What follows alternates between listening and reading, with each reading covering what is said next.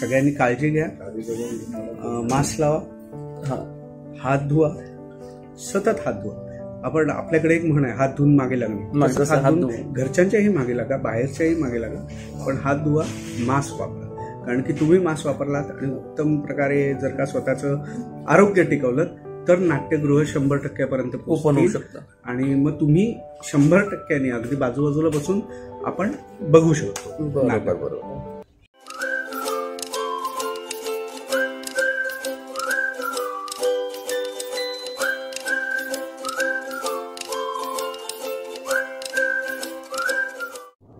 मित्रांनो, आता तुमची एक भेट करून देतो. आपले मित्र आहेत, कलाकार आहेत आणि सगळ्यांना माहितीचे कलाकार आहेत, कारण त्यांची ओळख मी करून देणार बरोबर नाही वाटत. आपण प्रत्यक्षात त्यांना भेटू.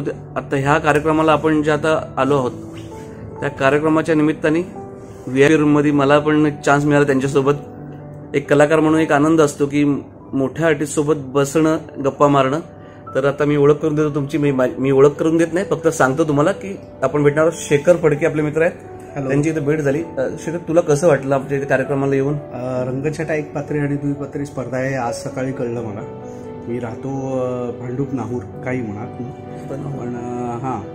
तर एकदम असं आलं की अरे किती वाजेपर्यंत आहेत, काय स्पर्धा आहे. मग मुळात खरं सांगू काय, स्पर्धेला येण्याचं पाठीमागचं कारण म्हणजे एकतर मी या क्षेत्रात जो आलो तो स्पर्धेतूनच आलेलो आहे. एक पात्री म्हणा, द्विपात्री म्हणा, एकांकिका स्पर्धा म्हणा. बरोबर. म्हणजे आता आमच्या काळी असं म्हणणार नाही मी, पण त्यावेळी अशी स्टेज होते की कुठल्याही कलाकाराला एकांकिकेतनं नाटकात काम मिळतं, नाटकातनं मग दूरदर्शनला काम मिळतं. बरोबर आहे. किंवा मग त्यावेळी मग हळूहळू या सगळ्या वाहिन्या आल्या, म्हणजे चॅनल्स आपण म्हणतो त्याला, तर वास मीडिया झाला. मग त्यातनं सगळ्यांना कामं मिळत गेली. पण आत्ता जे सगळे माझ्यापेक्षाही जे मोठे आहेत कलाकार, सगळे माझ्या वयाचे आपण म्हणूया किंवा माझ्या आधीची पिढी म्हणूया, पण हे सगळे हे एकांकिका स्पर्धेतनंच पुढे आलेले. बरोबर. म्हणून ज्या ज्या ठिकाणी स्पर्धा असते, एकांकिका स्पर्धा असू दे, आज जशी रंगछटाची एक पात्री द्विपात्री स्पर्धा आहे, तर ते कळेल आणि मी घरी असेल तर मी जातो. म्हणजे हां, मला एकतर खूप छंद आहे की जेव्हा घरी असतो तेव्हा अधिक सिनेमे बघतो, वेगवेगळ्या भाषेतले सिनेमे बघतो. हे असं नाही थिएटरला जाऊन बघतो. अगदी तमिळ, साऊथ इंडियन जे आता फॅड उठलंय सगळीकडे, मी फार 2 वर्षापासून मी अनुभवतोय. ते थिएटरला सकाळचे शो सुद्धा त्यांचे सगळे हाऊसफुल जातात. आणि माझं एक म्हणणं आहे की जोपर्यंत मी पैसे काढून सिनेमा बघायला जात नाही तोपर्यंत मराठी प्रेक्षक मराठी सिनेमा नाही येणार नाही. डेफिनेटली. मग तिथे मी जातो. माझे काही सिनेमे नाहीत, त्या लॉबीमध्ये अजून मी आलेलो नाहीये. मी फक्त नाटक, सिरियल, वेब सिरीज या क्षेत्रात अडकलोय सध्या. अडकून नाही, भरपूर आहे, पण भरपूर आहे. पण गंमत अशी आहे की नाटकापासून कोणी लांब नाही राहू शकत आमच्यातलं. म्हणजे आम्हाला जरी सिरियलमध्ये जर 30 दिवसाचं काम असेल आणि समजा 6 महिने झाले असतील, सिरियल चालू आहे व्यवस्थित आणि एखादं नाटक आलं, तर आम्ही खूप प्रोडक्शन हाऊसला खूप समजावतो की थोडा वेळ द्या ना. रिहर्सलला वेळ असतो आपला. प्रयोग चालू झाले तर काही प्रॉब्लेम येत नाही, 3 तासाचा प्रश्न असतो, पण रिहर्सलचा प्रॉब्लेम असतो. तेव्हा आम्ही जे नाटकावरती प्रेम करतात कलाकार अजूनही, ते प्रोडक्शन हाऊसेसना खूप गळ घालतात, ऍडजस्टमेंट मागतात आणि ऍडजस्टमेंट कशी करायची हेही आम्ही सांगतो त्यांना. पण दोन्ही सांभाळून करतो बेसिकली. त्याच्यामुळे कुठेही एक पात्री द्विपात्री स्पर्धा असेल किंवा मोनोलॉग असतील, मोनोलॉगची स्पर्धा असेल, एकांकिका स्पर्धा असेल, तर मी कुठे जातो. म्हणजे खरं सांगू तर मी नाटक बघायला मी राहतो भांडुपला, तर माझ्याजवळ तसं म्हणाले तर झेवियरबेन घाटकोपर आहे, मुलुंड आहे, कालिदास नाट्यगृह आणि आपलं गडकरांगण जे माझं होम पिच आहे. हे तिन्ही ठिकाणी मला जायला सोपं जातं. पण मी बोरिवलीला जातो, पनवेललाही जातो, मी वाशीलाही जातो. जर मला त्या दिवशी वेळ असेल तर मी डेफिनेटली जातो. आणि त्याच्यामुळे नाटकावरती माझं खूप प्रेम आहे. सिरियल मालिकांचा भाग बघाल तर हे कमवण्यासाठी ऍक्च्युली समाधान हे नाटकातूनच मिळतं अगदी कुठल्याही कलाकाराला. समोरासमोर तोंडावर येऊन सांगतात तुम्ही फालतू करता, तुम्ही वाईट करता. प्रेक्षक जे सांगतात, जे अगदीच न बोलता निघून जातात, तेव्हा कळतं की ह्यांना नाही आवडलं. पण जे थांबून भेटून जातात त्यांना डेफिनेटली आवडलेलं असतं आपलं काम. सिरियलला तसं खूप म्हणजे चालताना हल्ली मास्क लावून सगळे फिरतात, त्याच्यामुळे आम्हाला बिंदास फिरता येतं. पहिला नव्हतं. हा, म्हणजे मी असा माणूस आहे की मी ट्रेन बिननी पण प्रवास करतो, मला लाज वाटत नाही, माझ्याकडे गाडी आहे. हा, आजही मी आलो. पण लांबचा प्रवास मी का करू?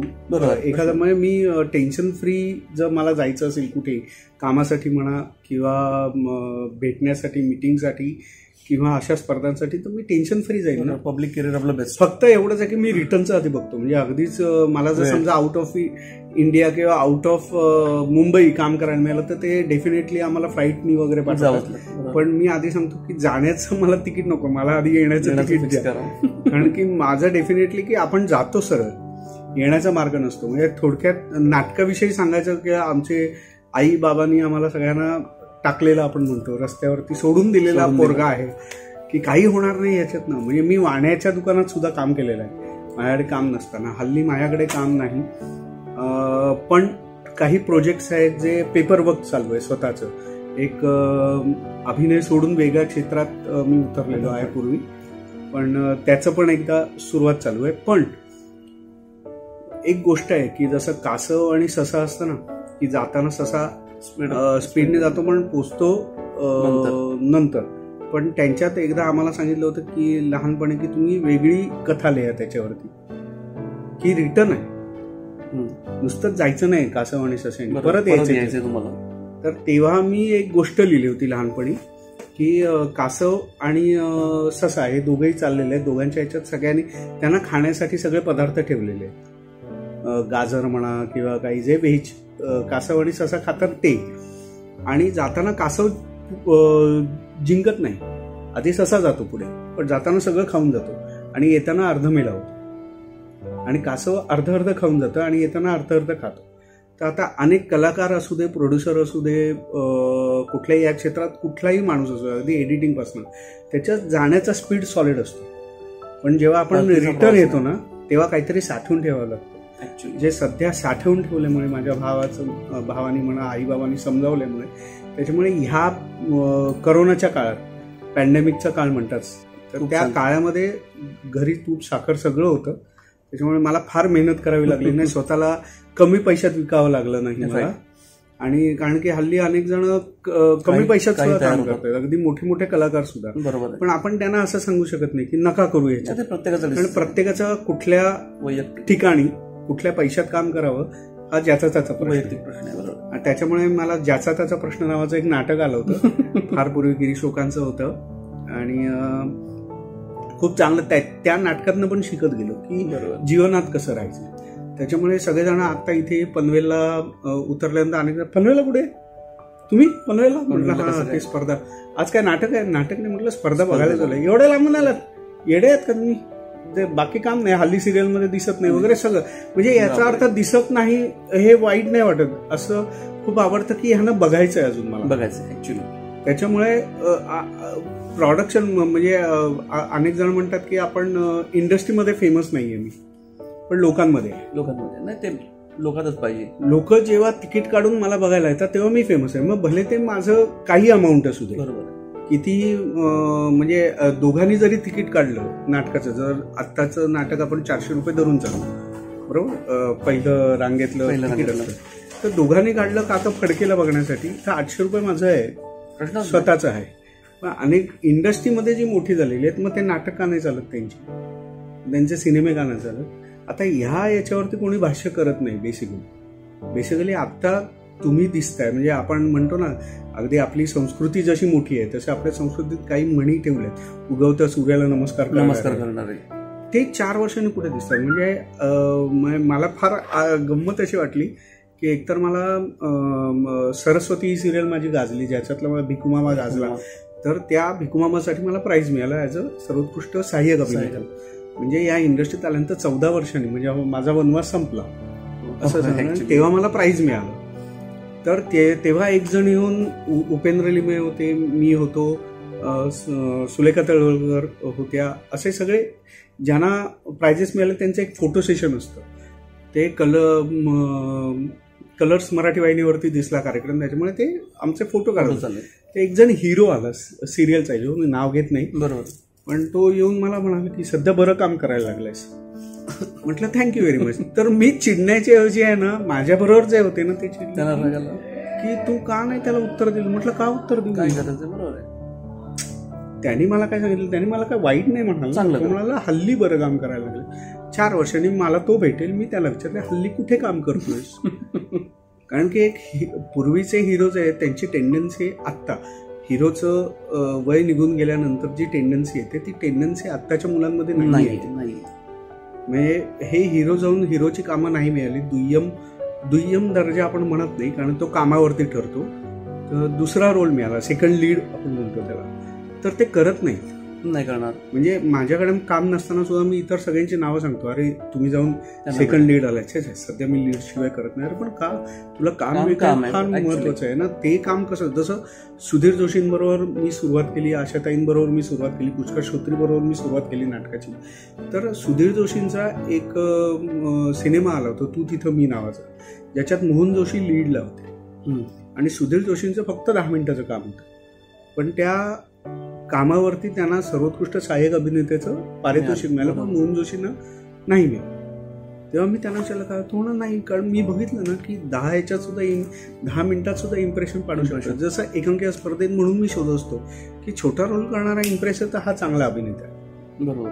लिखित रोल असतो तो कोणीही करू शकतो. थोडक्यात मजा असते, किंवा लोक वाट बघावी लागली ना लोकांना की हा कधी येणार आहे. त्याच्यामुळे आपल्या इथे प्रत्येक नाटकामध्ये म्हणा किंवा लीडला जे असतात त्यांची एंट्री 10 मिनिटांनी का ठेवतो, तर लोक त्याची वाट बघत असतात. सो आता एक पात्रीमध्ये पण काय आहे, प्रॉब्लेम काय आहे, तर मी परीक्षक म्हणून पण अनेक ठिकाणी जातो, पण एक पात्री म्हणजे आहे ना, लोकांना असं वाटतं की एक पात्री म्हणजे काय, तुला शिकवीन चांगला धडा, नाहीतर to be or not to be. पण हे एक पात्री नाही आहेत दोन्ही, हे दोन्ही मोनोलॉग्स आहेत. एक पात्री म्हणजे एकाच व्यक्तीने 3-4 पात्र रंगवणं 5-7 मिनिटात, दॅट इज द एक पात्र. पण हे जेव्हा मी लोकांना सांगतो किंवा मुलांना सांगतो तेव्हा ते चिडतात, पटत नाही त्यांना. पण म्हटलं पटत नाही म्हणजे आम्ही पण यातनं गेलेलो आहोत. म्हटलं तुम्ही एवढे चांगले आहात की तुम्हाला आता अनेक वाहिन्या आहेत. यावेळी ते मला म्हणतात की तुम्ही जेलस होताय का. म्हटलं जेलस नाही होत, मी फक्त असूया निर्माण होते किंवा एक होतं की तुम्ही कॅच करा ते. आता तुम्हाला जे मिळालंय की सकाळी उठल्या आज आपण ऍक्टर होऊया, दिसायला चांगला आहे, मराठी बरं येते, उलट गावरान येते त्यांना खूप जास्त कामं मिळतात. पूर्वी तर आम्हाला नुसतं गावरान शब्द जरी उच्चारला तरी आम्हाला चप्पल पडायची. डिक्शन चुकलं का चप्पल, त्याला डिक्शन आपण डिक्शन म्हणायचं. तर पण हल्ली काय झालंय, अरे तुला सातारी येत नाही, तुला कोल्हापुरी येत नाही, नको तू. म्हटलं बरं पण शिकवा ना मला. नाही, शिकायला वेळ नाही, कारण की हल्ली सिरियलला वेळ नसतो, शिकायला वेळ नसतो. सिरियलमध्ये तुम्हाला डायरेक्ट असं स्क्रिप्ट येतं गरम गरम, जसं आपल्याला आपण गरम गरम खातो तसं चालला, तुम्हाला वेळ पण नसतो. प्रिंट आली का उभे राहा. तर ते एक टेक्निक आहे, सिरियलचं टेक्निक आहे, नाटकाचं टेक्निक आहे. आता मला इव्हन थिएटरमध्ये शिरताना सुद्धा आता मला टेन्शन आलं होतं. नाही, मला काय आज काय एक पात्रीमध्ये उतरायचं नाही, मला द्विपात्रीमध्ये उतरायचं नाहीये. पण मला टेन्शन आलं की आपण पण हे केलंय. म्हणजे जेव्हा आज मी ऍड बघितली FBला, तेव्हा ठरवलं की पनवेलला जाऊया. पण त्याच्या जस्ट पाठीमागच्या काळात गेलो की मी जे उत्तम कामं केली ती परत करू शकेन का, ते मी रिवाइंड करून ते बघितलं. जे युट्यूबला आहे माझं काही मटेरियल, कामाचं जे क्लिप्स आहेत, फुटेज आहेत, ते मी बघितले. पण मला टेन्शन आलं, नाही अरे मी असंही करायचो का, अरे मी एवढं बरं काम करायचो का, मग आता मी करू शकेन का. इथेच मी गणलो. म्हणजे आता सुद्धा मी एक पात्री समजा द्विपात्री बघताना मला टेन्शन येतं, अरे बापरे आपण हसतोय ह्या मुलांवरती, पण तिकडे जाऊन आपण हे करू शकतो का आत्ता. मग त्यासाठी नाटक खूप उपयोगात येतं. म्हणजे जेव्हा सिरियल मी 2.5 वर्ष करतो आणि नाटकाचं जेव्हा रिहर्सल चालू होते ना, तेव्हाही टेन्शन नसतं मला. पण जेव्हा पहिल्या प्रयोगात रंगीत तालीम, प्रयोग पण सोडून द्या, रंगीत तालमीचं जेव्हा लाईट कॉस्ट्युम जेव्हा घातले जातात, लाईट्स येतात, आणि जेव्हा मी विंगेत उभा असतो तेव्हाही माझ्या पायात गोळा आलेला असतो अजून. म्हणजे तसं म्हणाले तर अनेक 27-28 नाटकांचे म्हणजे 1000च्या वरती प्रयोग झालेले आहेत. पण अजूनही टेन्शन येतं.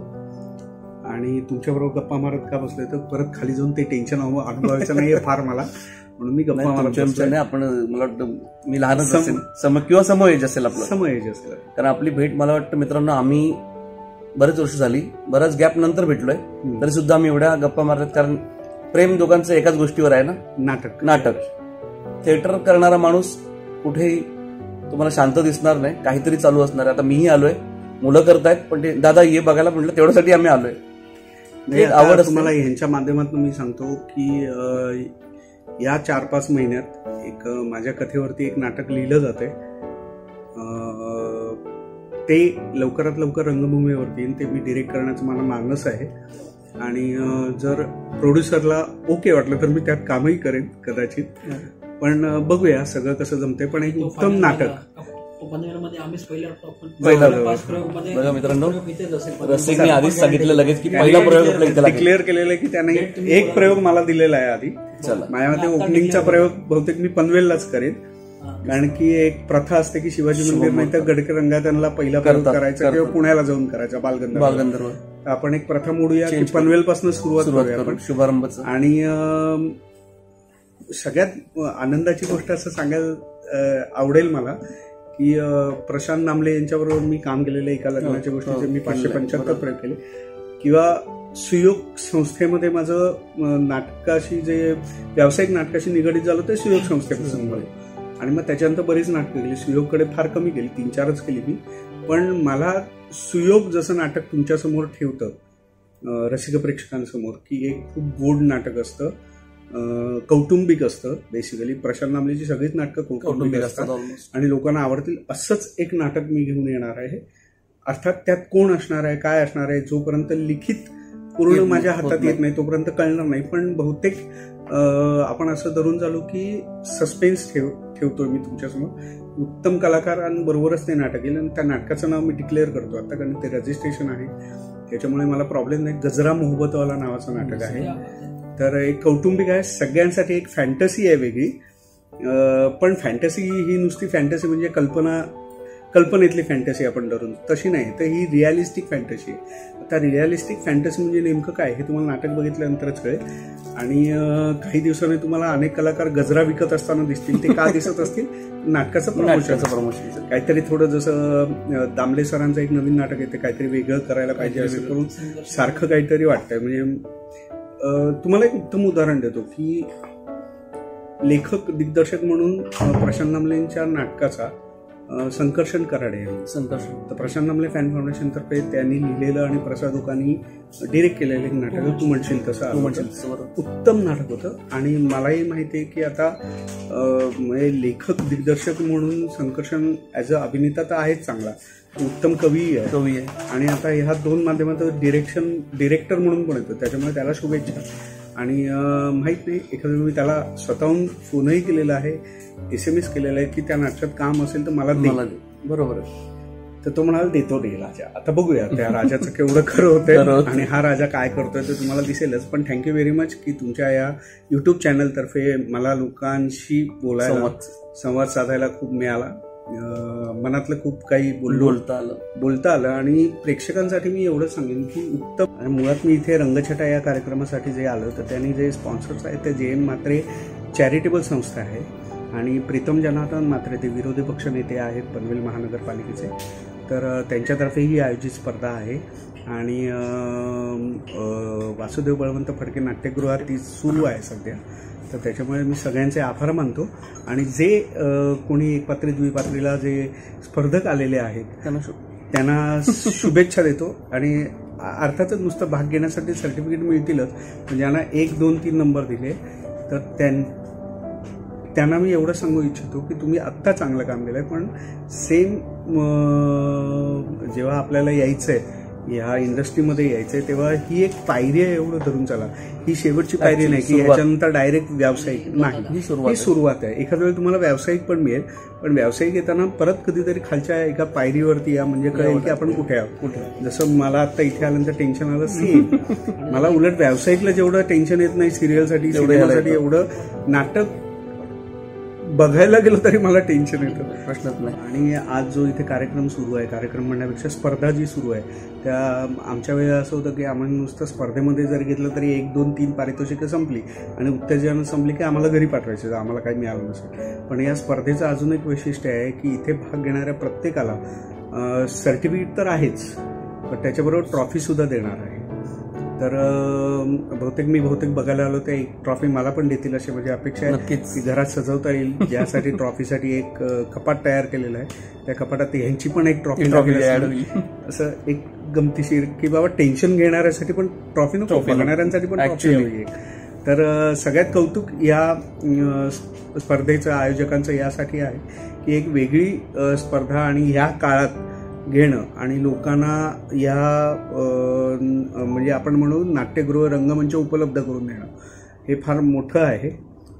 काय महत्वाची गोष्ट म्हणजे एकांकिका आणि सर्व स्पर्धा लोक भरवतात, एक पात्री दुई पात्रीकडे कोण लक्षच देत नाही, त्यामुळे चान्स मिळत नाही. तर त्याबद्दल प्रीतम म्हात्रेंचं आमच्या म्हणजे प्रीतम दादा म्हणतात सगळे त्यांचं खूप अभिनंदन की त्यांनी आभार बेसिकली की त्यांच्यामुळे हे जे कलाकारांना एक चान्स मिळाला नवोदित आणि आमच्यासारख्या प्रेक्षकांना बघण्याची एक संधी मिळाली. कार्यक्रमाला जयंत सावरकर सुद्धा आलेले महत्वाचं म्हणजे आता बघा तुम्ही की 80 माणूस फक्त बघण्यासाठी आलाय असं पण नाही की ज्यांनी आयोजन केलं तर त्यांना मला किंवा जयंत सावरकर बोलवलं, आम्ही फक्त एफबीची पोस्ट बघून आलेलो बघण्यासाठी. त्याच्यामुळे खरंच मला एवढंच सांगावं वाटतं की पुढे जर एखादी स्पर्धा भरवली गेली तर रंगछटा या स्पर्धेसाठी कुठले चित्रकला असू दे कुठलीही स्पर्धा असू दे त्या स्पर्धेला भरभरून प्रतिसाद द्या असं माझं म्हणणं आहे. आणि ही स्पर्धा फक्त पनवेलपुरती मर्यादित न राहता अख्खं महाराष्ट्रभर होते. आपण आता सुरुवात पनवेलपासून केली तर आपण पुणे, औरंगाबाद, संपूर्ण जिल्हे सगळे जिल्हे घेऊया. आपण सगळे पॅन्डेमिक मधनं बाहेर पडले की आम्ही सगळे तिकडे येऊ. डेफिनेटली. मित्रांनो खूप छान वाटलं, बरेच वर्षांनी शेखर सोबत गप्पा मारता आल्या आणि हे मी ब्लॉग मध्ये छोटंसं टाकणार होतो. मला वाटतं हा अख्खा ब्लॉग बनेल वेगळा शेखरचा आणि नाही 2-3 दिवसाचा एक सेपरेट ब्लॉग बनवू शकतो आणि मी बनवीन, तुमच्यापर्यंत तुम्ही आता पाहताच आहे. चला मित्रांनो पुढे व्हिडिओत कंटिन्यू भेटू. पण त्या अगोदर सगळ्यांनी काळजी घ्या, मास्क लावा, हात धुवा, सतत हात धुवा. आपण आपल्याकडे एक म्हण आहे हात धुवून मागे लागणे, घरच्यांच्याही मागे लागा, बाहेरच्याही मागे लागा, पण हात धुवा, मास्क वापरा.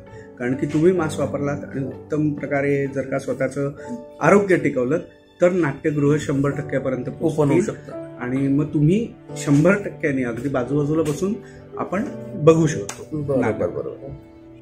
आणि लवकरच आपण ह्या नाट्यगृहात आपण शुभारंभाच्या प्रयोगाला भेटूया. या नाटकाचं नाव असेल गजरा मोहब्बतवाला. चला मित्रांनो, थँक्यू व्हेरी मच. थँक्यू.